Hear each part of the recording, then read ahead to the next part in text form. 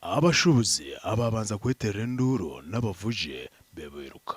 amashita omuri Mbarara hati ngaguzibwa hagati ya shillings 12,000 na shillings 600 okurugirira ah'icundiro y'amashita ahiwagiya. So abashuta gatembere transport yatemba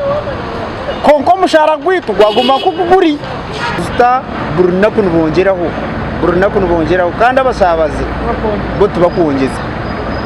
wagamira umusabaze ayiruka emihendo y'amashita okuja abashuubuzi bamwe niyo eretire n'emihendo y'emishuuburo bajongezamo shubura hardware assorted hardware byo kombeka carpentry byo kozesa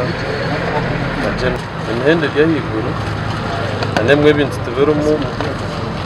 abarukushobora ebintu byacyakara banje kushobora hatiye nko kubigura nkashukali etembere hatiye y'ukupima tugiguza kakaga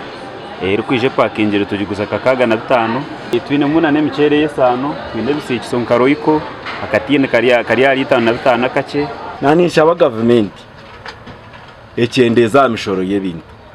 abo ko bashubuza abitwe abakukira ubuhanga bakushubura mu bwingi nabatugira ngo ebintu babasera kuba kubana bazakoberera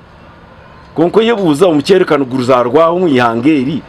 kwabwa cyo mukere ngura higo o masto na pangise store yakuberazamu apagaruka pangisa naho aharu kupangisa aharu ku eduka mweno shangaine ebintu bibiri estoha uko no mushoro ahaduka ugo no mushoro utaho bakoze ugo no mushoro manye ibintu nabyo bigira mu damages mo special basic needs nk'emyonyo sabuni na nebindi abo TV West ndisenyomo Gideon aho muri Mbarara.